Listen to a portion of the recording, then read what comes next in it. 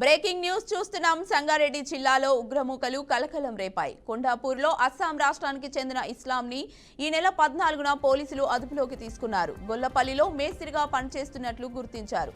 అస్సాంలో గుర్తింపు కార్డులు లేకుండా సిమ్ కార్డులు తీసుకొని సంగారెడ్డి జిల్లాలో పలువురికి విక్రయిస్తున్నట్లు తెలిపారు. నకిలీ సిమ్స్లను పాకిస్తానీయులకు అమ్ముతున్నట్లు అనుమానిస్తున్నారు. పాక్ భారత్ మధ్య మీడియాలో వస్తున్న సమాచారాన్ని ఎప్పటికప్పుడు ఆ గ్రూపుల్లో పోస్ట్ చేస్తున్నట్లు సమాచారం. అస్సాం పోలీసుల ఆపరేషన్ గోస్ట్ సిమ్ లో ఇస్లాం భాగోతం బయటపడింది. ఈ కేసులో ఇప్పటి వరకు దేశవ్యాప్తంగా 7గురిని అరెస్టు చేశారు. వీరంతా అస్సాంకి చెందిన వారని పోలీసులు వెల్లడించారు.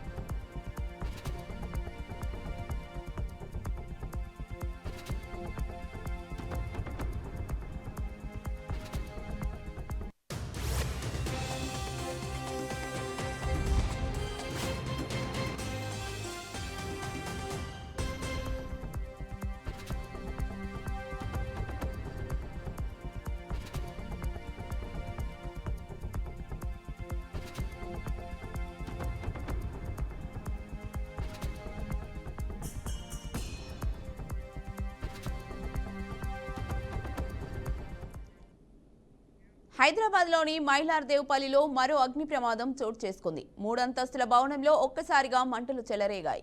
భవనంలో 53 మంది చిక్కుకున్నారు. భవనం నుంచి బయటకు వెళ్లేందుకు ఉన్న మెట్ల దగ్గరే భారీ అగ్ని ప్రమాదం జరిగింది. దీంతో భవనంలోని వాళ్లంతా టెర్రస్ పైకి వెళ్లి ఆహాకారాలు చేశారు. సంఘటన స్థలానికి 3 ఫైర్ ఇంజన్లు చేరుకొని మంటలను ఆర్పేశారు. లాడర్స్ ద్వారా టెర్రస్ పైన ఉన్న వారిని కిందికి దించారు. 2వ అంతస్తులో ఉన్న వాళ్ళందరినీ మెట్ల ద్వారా కిందికి తీసుకొచ్చారు. ఫైర్ సిబ్బంది మొత్తం 53 మందిని రక్షించారు. అందులో 20 మంది చిన్నపిల్లలున్నారు.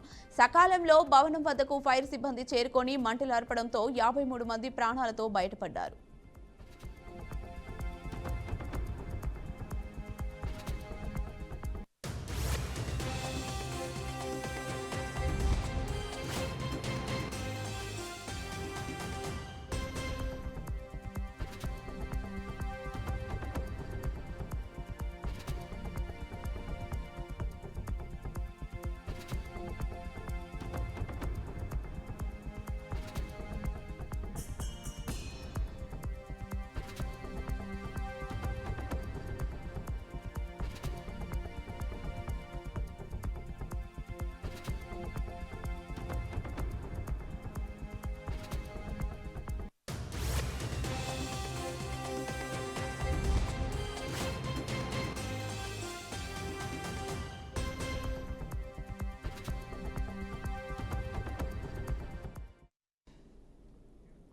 గుల్జార్ హౌస్ లో అగ్ని ప్రమాదంలో మరణించిన మృతుల కుటుంబాలకు ప్రభుత్వం నష్టపరిహారం ప్రకటించింది. 5 లక్షల చొప్పున పరిహారం ఇస్తామని డిప్యూటీ సీఎం బట్టి విక్రమార్క తెలిపారు. మృతుల కుటుంబాలకు ప్రభుత్వం తరపున అండగా నిలుస్తామని చెప్పారు. ఇలాంటి ఘటనలు పునరావృతం కాకుండా చర్యలు తీసుకుంటామన్నారు. ఘటనపై దర్యాప్తునకు ఆదేశించినట్లు తెలియజేశారు.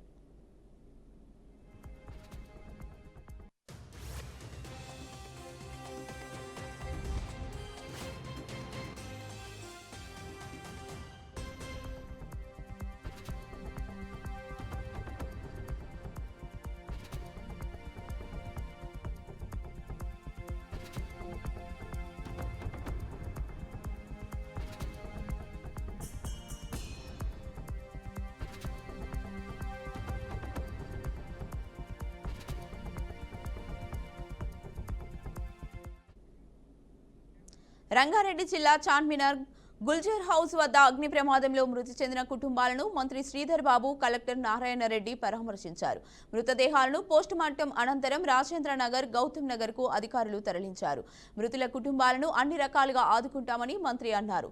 ఇప్పటికే ఉప ముఖ్యమంత్రి ఉస్మానియా ఆసుపత్రిని సందర్శించినట్లు తెలిపారు.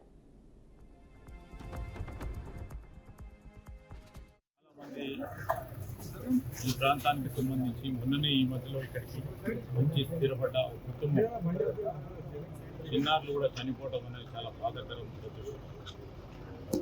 కుటుంబ సభ్యుల ఆవేదన, వారి సంబంధించి కొన్ని అంశాలు మాకు చెప్పడం జరిగింది. పూర్తి స్థాయిలో విచారణ జరిపిస్తాం. మరి ఇంతకుముందే డిప్యూటీ సీఎం గారు కూడా హాస్పిటల్కి వచ్చి మరి చనిపోయిన కుటుంబ సభ్యులను పరామర్శించడం జరిగింది. వారి మృతదేహాలను ఇక్కడికి తీసుకురావడం, కొంతమంది వేరే ఇతర ప్రాంతాలలో ఉండటం, వారి కుటుంబాలకు జరిగింది చాలా బాధాకరమైంది. ప్రభుత్వం కూడా పూర్తి స్థాయిలో సంఘటన విషయంలో విచారణ జరిగింది. వారు చెప్పిన ప్రతి అంశంపై కుటుంబ సభ్యులు చెప్పిన ప్రతి అంశానికి సంఘటనకు సంబంధించిన వివరాలు తెప్పించి తప్పకుండా విచారణ జరిపించి యాక్షన్ తీసుకున్నారు. రాబోయే కాలంలో ఏ చిన్న సంఘటన కూడా ఈ విధంగా జరగకూడదు. ఎందుకు జరిగింది, ఏ విధంగా జరిగింది, అన్ని విషయాలను కూడా తెలుసుకోవాలి.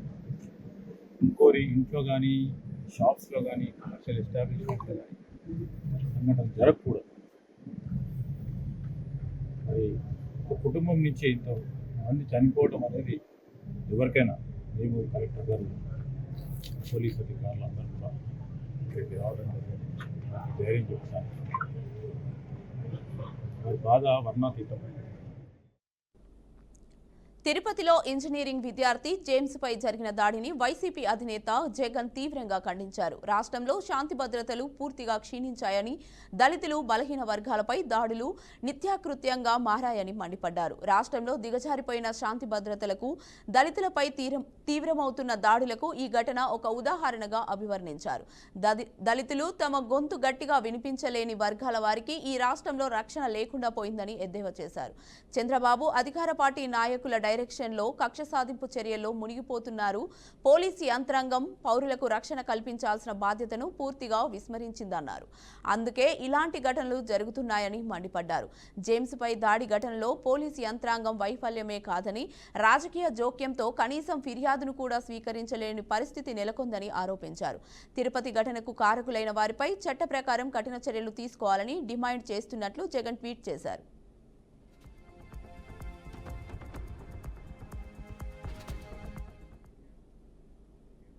అభివృద్ధి పదంలో నెల్లూరు జిల్లా కావలి నియోజకవర్గం దూసుకుపోతుందని ఎమ్మెల్యే దగ్గుమాటి వెంకట కృష్ణారెడ్డి చెప్పారు. 96,000 కోట్లతో బీపీసీఎల్ కంపెనీ అభివృద్ధి, దగదర్తి వద్ద ఎయిర్పోర్ట్ నిర్మాణ పనులు చేపట్టినట్లు తెలిపారు. అంతేకాకుండా పెహల్గాం ఉగ్రదాడిలో మరణించిన నెల్లూరు జిల్లా కావలికి చెందిన మధుసూదన్ రావు కుటుంబాన్ని ఎమ్మెల్యే కృష్ణారెడ్డి పరామర్శించారు. కావలి పట్టణాన్ని కనుక పట్టణముగా తీర్చిదిద్దుతామని అంటున్న కావలి ఎమ్మెల్యే కృష్ణారెడ్డితో Sagar Reddy face to face. ఉగ్రవాదుల మీద భారత్ పంజా విసిరింది. 9 ఉగ్రవాద టార్గెట్లను గుర్తించి మిస్సైళ్లతో విధ్వంసం చేసింది. సో ఈ క్రమంలో ఇటు కావలిలో మధుసూదన్ రావు కుటుంబానికి అండగా ఉంటున్న కావ్య కృష్ణారెడ్డి గారు అలాగే ఎమ్మెల్యేగా ఏ విధంగా స్పందిస్తారు, ఇది ఏ విధంగా చూస్తారని చెప్పి సార్ని అడిగి తెలుసుకున్నాం. చెప్పండి సార్, ఒక కావలివాసి మరణించారు, ఆయన కుటుంబానికి అండగా ఉన్నారు. ఇదే క్రమంలో కూడా కేంద్ర ప్రభుత్వం ఒక మంచి స్ట్రైక్ అయితే తీసుకుంది. ఈ క్రమంలో మీరు ఏ విధంగా చూస్తారు ఈ ఘటనలన్నీ? ఒక చారిత్రాత్మక ఘట్టం. పోయిన నెల 22వ తేదీ జరిగినటువంటి దాడి వల్ల 26 మంది భారతీయులను కోల్పోయింది దేశం.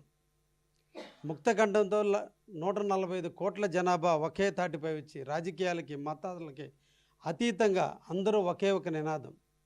పాకిస్తాన్ ఎవరినైతే ప్రేరేపించిందో ఆ టెర్రరిస్టులందరినీ తుదిముట్టించాలి. ఆక్రమించినటువంటి కాశ్మీర్ను మనం దక్కించుకుందాం. భారతదేశం యొక్క పౌరుషాన్ని ప్రపంచ దేశాలకు చూపుదామని చెప్పి ఒక్క తాటిపై ప్రజలందరూ రావటం, ప్రభుత్వాలు కూడా దానికి ముందుకు రావటం, ముఖ్యంగా ప్రధానమంత్రి మోడీ గారు ఒక చారిత్రాత్మక నిర్ణయం తీసుకుని రాత్రి 1 గంట ప్రాంతంలో 9 స్థావరాలపైన దాడి చేసి వాటన్నిటిని విధ్వంసం చేసి వాటిని కూలదోల్చినందుకు భారత ప్రపంచంలో ఉన్నటువంటి భారతీయులందరూ కూడా ఈ రోజున మోడీ యొక్క నాయకత్వాన్ని బలపరుస్తున్నారు, వారిని ఆశీర్వదిస్తున్నారు. వారి నాయకత్వంలో దేశంలో ఎక్కడ కూడా టెర్రరిస్టులు అనేవి లేకుండా చేయడానికి తీసుకున్నటువంటి నిర్ణయాన్ని మన అందరం కూడా స్వాగతించాలి.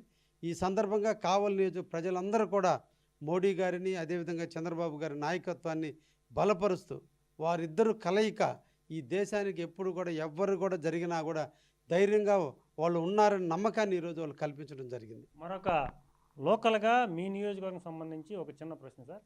అన్నపకుంట అనే ఒక నీటి గుంట ఉంది, మంచినీటిది. 40 సంవత్సరాలకి ఇది పూర్తిగా కూడా కుంటుపడిపోయింది. ఇది ఒక వ్యర్థాలతో, అలాగే ముఖ్యంగా అపరిశుభ్రంగా అయిపోయింది. దాన్ని మళ్ళీ తిరిగి మీరు 40 సంవత్సరాల తర్వాత మీ మార్కు చూపించి దాన్ని డెవలప్ చేస్తున్నారు. ఇది ఎందుకు వచ్చింది మీకు ఈ ఆలోచన? ఇవన్నీ మార్కేం కాదండి, ప్రజాప్రతినిధిగా ఇది నా కర్తవ్యం. కావలిలో ప్రతి ఒక్క ప్రాంతాన్ని అభివృద్ధి చేయాలి.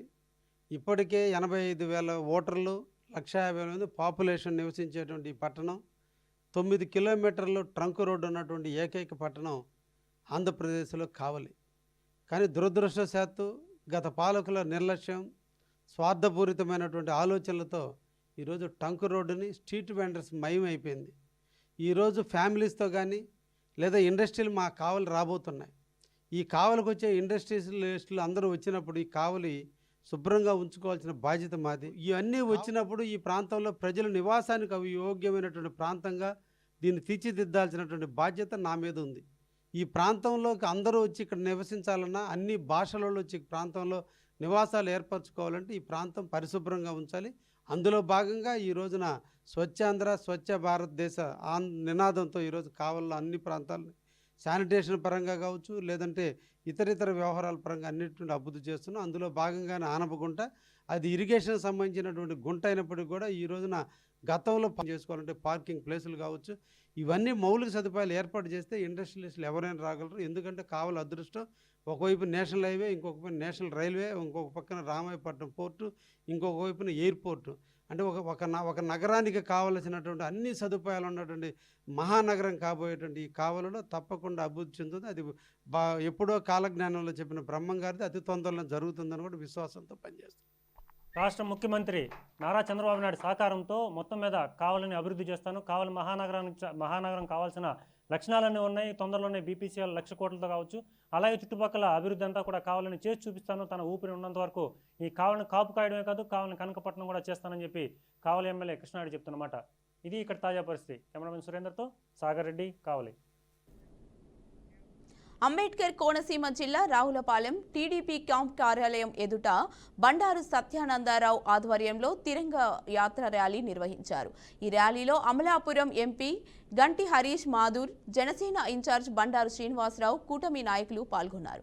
పాకిస్తాన్ టెర్రరిస్టులకు కేంద్ర సర్కార్ గట్టి గుణపాఠం చెప్పిందని ఎంపీ చెప్పారు. పహల్గాం దాడిలో మృతి చెందిన కుటుంబాలకు న్యాయం చేసిన మోడీకి ప్రజలందరూ అండగా ఉన్నారని హరీష్ మాథూర్ తెలిపారు. పాకిస్తాన్ ఉగ్రవాద స్థావరాలను ధ్వంసం చేసి భారతదేశ సైనిక సత్తాని ప్రపంచానికి చాటి చెప్పడం గొప్ప విజయమని ఎమ్మెల్యే బండారు సత్యానందరావు అన్నారు. భారతదేశంలో పాక్ ప్రేరేపిత లష్కర్ తోయిబా ముఠా చేసినటువంటి ఉగ్రవాద దాడి భారతదేశ పౌరులను 26 మందిని పొట్టన పెట్టుకున్న తీరును గర్హిస్తూ భారత ప్రభుత్వం, ప్రధానమంత్రి మోడీ గారు ఆ దాడిలో ప్రాణాలు కోల్పోయిన కుటుంబాలకు న్యాయం చేయడం కోసం, భర్తలు కోల్పోయిన మహిళల నుదుటి తిలకం చెరిపేదలను తుదమట్టించడం కోసం ఆత్మవిశ్వాసంతో, పట్టుదలతో పటిష్టంగా ఆపరేషన్ సింధూర్ ద్వారా పాకిస్తాన్లో ఉన్నటువంటి ఉగ్రవాద శిబిరాలని మరి చావు దెబ్బతీసి ధ్వంసం చేసి భారతదేశ సైనిక సత్తాను ప్రపంచానికి చాటి చెప్పడం జరిగింది. ఇది గొప్ప విజయం. భారతదేశంలో ఉగ్రవాద దాడులు చేస్తే శాంతి కాముకమైన భారతదేశం చూస్తా ఊరుకోదు. భారతదేశాన్ని ఎవరైనా చిన్నం బెన్నం చేయడానికి ప్రయత్నం చేస్తే చావు దెబ్బ తీస్తామని ప్రపంచానికి తెలిసే విధంగా, పాకిస్తాన్ నడు విరిచే విధంగా భారతదేశ సైనిక సత్తాను చాటి చెప్పడం జరిగింది. దానికి సంఘీభావంగా భారతదేశ సైన్యం ఈ భారతావని రక్షణ కోసం త్రివిధ దళాలు చేస్తున్నటువంటి సేవలకు మద్దతుగా సంఘీభావంగా ఈనాడు తిరంగా ర్యాలీని నిర్వహిస్తూ ఉన్నాం. రావులపాలెం సెంటర్లో మన గౌరవ ఎంపీ గారు, మన గంటి హరీష్ మాథూర్ గారు, జనసేన పార్టీ ఇన్ఛార్జి బండారు శ్రీనివాస్ గారు, బీజేపీ ఇన్ఛార్జి సత్యబాబు గౌడ్ గారు, 3 పార్టీల ఎన్డీఏ కూటమి నేతలు అందరూ పాల్పంచుకోవడం జరిగింది. భారత్ జై భారత్, జై భారత్, జై జవాన్, భారత్ మాతా కీ వందే వందే వందే వందే వందే, భారత్ మాతా కీ వందే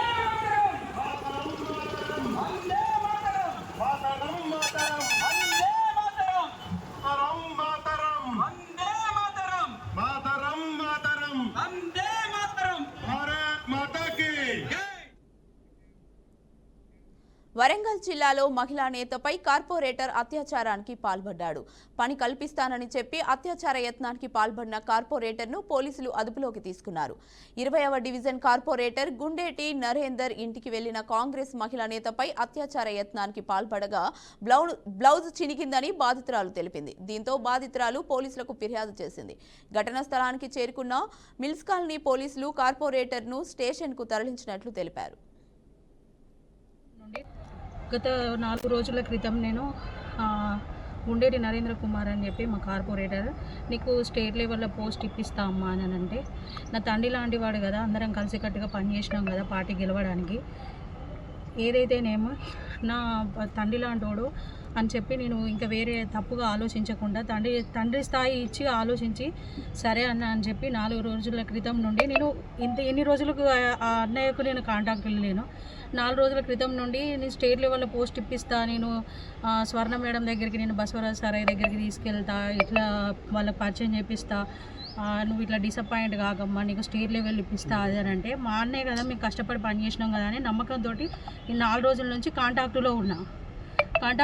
అయితే మొన్న ఫోన్ చేస్తే అన్నాడు, నేను రేపు తీసుకెళ్తా అమ్మా అంటే, ఊరికి ఫోన్ చేస్తే బాగుండదు కదా, పెద్ద మనిషి కదా, కార్పొరేటర్ కదా, ఇంటికి వెళ్ళి ఒకసారి మర్యాద ఇచ్చినట్టు ఉంటుంది, ఇంటికి వెళ్ళే గుర్తు చేస్తా అన్నట్టుగా ఇవాళ పొద్దున్న ఇంటికి వెళ్తే ఇట్లా సైగా చేసిండు. ఎవరో ఇద్దరు ఉంటే పర్లేదు, వాళ్ళు వేరే పార్టీనేమో మరి ఇంకెవరేమో, కార్పొరేటర్ కదా చెప్పిండు కదా, పెద్ద ఆయన కదా, వయసులో నాకంటే పెద్ద ఆయన కదా అన్నట్టుగా నేను పక్కన నిల్చున్నా. లోపలిగా నిల్చుంటే వచ్చిండు,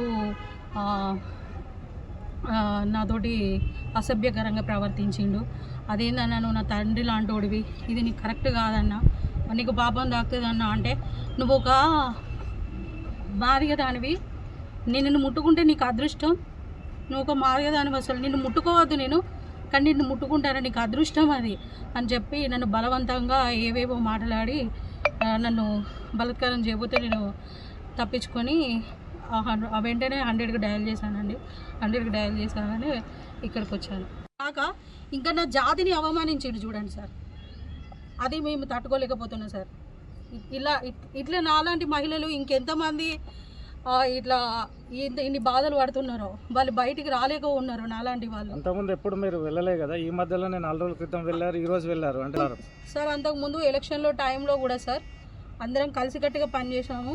ఒకదాన్ని వెళ్ళి నేను ఫ్లెక్సీలు జెండాలు తీసుకొచ్చిన రోజులు కూడా ఉన్నాయి. అప్పటికి కూడా వ్యంగ్యంగా మాట్లాడేది, ఆంటీ ఇది అదని చెప్పి మాట్లాడితే, పెద్దోడు కదా, పెద్ద ఏజ్డ్ కదా, పోనీలే అనుకున్నా. కానీ అది నేను అంత గమనించుకోలేక ఇక్కడి వరకు తీసుకొచ్చుకున్నాను. ఇప్పుడు అర్థమైంది సార్ నాకు. కర్నూలు జిల్లా Emmiganur JNV Kurnool alumni and welfare trust ఆధ్వర్యంలో జవహర్ నవోదయ విద్యాలయంలో పూర్వ విద్యార్థుల ఆత్మీయ సమావేశం నిర్వహించారు. వివిధ బ్యాచ్ల పూర్వ విద్యార్థులు పాల్గొని తమ అనుభవాలను పంచుకున్నారు.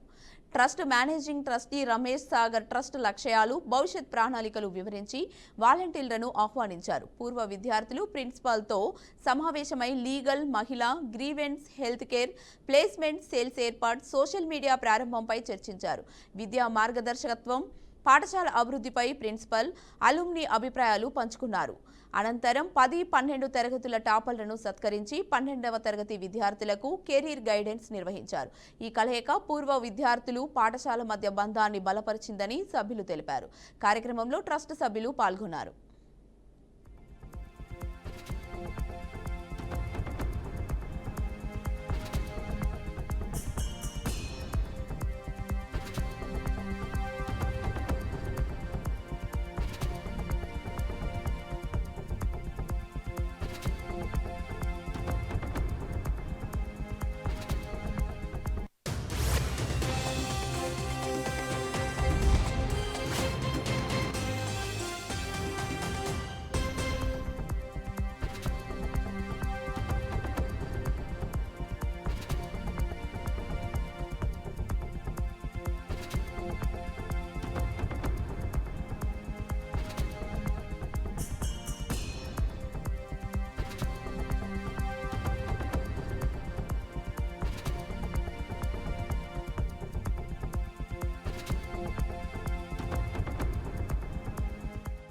దాదాపు 10,000 మంది ఎగ్జామ్ రాస్తే 80 మంది మాత్రమే ఈ స్కూల్లోకి వస్తారు. అంటే ఒక సీటుకి 120 మంది కాంపిటీషన్స్తోన దాదాపు అంత కాంపిటీషన్ ఉంది. అలాంటి స్కూల్ ఇలాంటి స్కూల్ వచ్చిన తర్వాత ఇలాంటి స్కూల్లో చదువు చెప్పడం అంటే దాదాపు 480 మంది పిల్లలు ఉంటారు. ఇట్లాంటి 480 మంది పీపుల్లోన ఈ పిల్లలకు మంచి విద్యని ప్లస్ మెయిన్ ఏంటంటే డిసిప్లిన్ని, తర్వాత ఇంకోటి ఏంటంటే సమాజంలో ఏ విధంగా లీడర్షిప్లో ఉండాలి, ఏ విధంగా ఎదగాలి అని నేర్పించే దానికి ఎవరు హెడ్ అంటే మన కుటుంబానికి ఎవరు హెడ్? ఒక ఫాదర్ ఉంటారు. అదేవిధంగా ఈ విద్యాలయానికి హెడ్ ఎవరంటే మా ప్రిన్సిపల్ మేడం గారికి గట్టిగా ఒకసారి చెప్పట్లు కూడా. ఎందుకంటే ఈరోజు 480 మంది దాదాపు 500 మంది పిల్లలు ఉన్న స్టూడెంట్ ఈ స్కూల్లోన నిరంతరం వాళ్ళ పిల్లల కంటే కూడా ఎక్కువగా మమ్మల్ని ప్రేమించి ఈ రోజు ఈ స్థితిలో మేము ఉన్నామంటే because of the teachers and principal. గట్టిగా ఒక్కసారి చెప్పట్లేదు. ఎందుకంటే మేము వాళ్ళ రుణం ఎప్పుడు తీర్చుకోలేము. ఎందుకంటే మేము 6 నుంచి 12 తరగతి ఈ స్కూల్లో చదువుతున్నప్పుడు ఈ 7 సంవత్సరాల జీవితం ప్రయాణంలో చాలా ప్రాముఖ్యమైనది. మనం ఎక్కడికి మంచిగా పోవాలా చెడుకు పోవాలని ఈ 7 years లో మమ్మల్ని తీర్చిదిద్ది ఒక రాయి. మేము ఈ రాయిని ఉత్త రాయి మనం ఏదానికి పనికిరాము, కానీ ఈ రాయిని శిల్పంగా మార్చింది మాత్రం మా యొక్క విద్యాలయము, మా ప్రిన్సిపల్ మేడం గారు ఇలాంటి అంత సహకారంతో మాకు ఈరోజు అయింది. కాబట్టి ఈరోజు ఇక్కడ ఈ అమ్మాయి కావచ్చు, మన ఈ పిల్లలు ఇద్దరు దాదాపు 488 మార్కులు, 464 మార్కులు, 62 మార్కులు సిబిఎస్ఈ బోర్డు తెచ్చుకోవడం అంటే బయట మీకు చైతన్య నారాయణ స్కూల్లో మార్కులు వస్తాయి, ఆ మార్కులు కాదు. ఈ పిల్లలు ఎలా అంటే స్వతహా కష్టపడి ప్రిన్సిపల్ గారు కావచ్చు, స్టాఫ్ కావచ్చు, వారు కష్టపడి పిల్లలకి ఎక్కడ ఏం చెప్పాలని అన్ని చదువుతో పాటు ఏం రావాలా, డిసిప్లిన్ రావాలా, జ్ఞానం రావాలా, ఆలోచన రావాలా, థాట్స్ రావాలా, సమాజంలో సేవ చేయాలన్న ఆలోచన కూడా రావాలా. ఈ స్కూల్ అది మాకు నేర్పించి 6వ తరగతి నుంచి 2020 నుంచి ఇక్కడే చదువుతా ఉంది. ఇప్పుడు 10వ తరగతిలో 500 మార్కులు కానీ 488 వచ్చింది. దీన్ని సాధించడానికి ప్రోత్సహించిన ప్రిన్సిపల్ గారికి, వాళ్ళ స్టాఫ్కి కృతజ్ఞతలు. ఇక్కడ చేరే వాళ్ళకి భవిష్యత్తు బాగుంటుంది. ఇక్కడ ఉండే ఎన్విరాన్మెంట్ కానీ, ఫుడ్ కానీ, ఫెసిలిటీస్ కానీ అన్నీ చాలా బాగుంటాయి. వచ్చే వాళ్ళకి మంచి అవకాశం చేరవచ్చు. ఈ మధ్య మనకి సిబిఎస్ఈ రిజల్ట్ రిలీజ్ చేయడం జరిగింది. సిబిఎస్ఈ రిజల్ట్ రిలీజ్ చేసిన తర్వాత రిజల్ట్ చూసిన తర్వాత first rank, second rank, third rank particularly 10th క్లాస్లో గర్ల్స్కి రావడం జరిగింది. ఫస్ట్ ర్యాంక్ రవిత్రయణి అమ్మాయి 500 మార్క్స్కి 488 మార్క్స్ వచ్చినాయి. నిజంగా గర్ల్స్ ఇంత చక్కగా చదివి డిసిప్లైన్గా ఉండి మంచి మార్క్స్ తెచ్చుకున్నందుకు, మన విద్యాలయానికి మంచి పేరు తీసుకొచ్చినందుకు చాలా గర్వంగా ఉంది. కంగ్రాచులేషన్స్ టు రవిత్రయణి. అలాగే మన 12th క్లాస్ రిజల్ట్ చూస్తే 100% పాస్ పర్సంటేజ్, అలాగే 10th క్లాస్ కూడాను 100% రిజల్ట్ వచ్చింది, పాస్ పర్సంటేజ్, ఫెయిల్యూర్స్ ఎవరూ రాలేదు. సో 12th క్లాస్లో దీప్తి అనే అమ్మాయికి ఫస్ట్ ర్యాంక్ రావడం జరిగింది. 500 మార్క్స్కి 462 మార్క్స్ అమ్మాయికి వచ్చినాయి. వీళ్ళు ఎంతో కష్టపడి మన విద్యాలయాల్లో చదువుకున్నారు. 6th క్లాస్ నుంచి దీప్తి 12th క్లాస్ వరకు చదివింది. తను ఎప్పుడు చక్కగా చదువుకుంటూ ఉండేది, చాలా యాక్టివ్గా ఉంటుంది, బైపీసీ స్టూడెంట్. తను ఫేర్వెల్ ఫంక్షన్లో కూడా ఒక మాట అన్నది ఇప్పుడు కూడా నాకు గుర్తొస్తుంది. మేడం, మన స్కూల్లో గ్రీనరీ బాగా డెవలప్ అయింది. నేను 6th క్లాస్ వచ్చినప్పుడు ఇలా గ్రీనరీ లేదు, ఇప్పుడు 12th క్లాస్కి వచ్చేసరికి ఫుల్ గ్రీనరీ డెవలప్ అయింది. నేను ఇప్పుడు 6th క్లాస్లో. ఇవి ఇప్పటి వరకు ఉన్న బులెటిన్ అప్డేట్స్. మరిన్ని అప్డేట్స్ కోసం చూస్తూనే ఉండండి బీఆర్కే న్యూస్ తెలుగోడి సత్తా.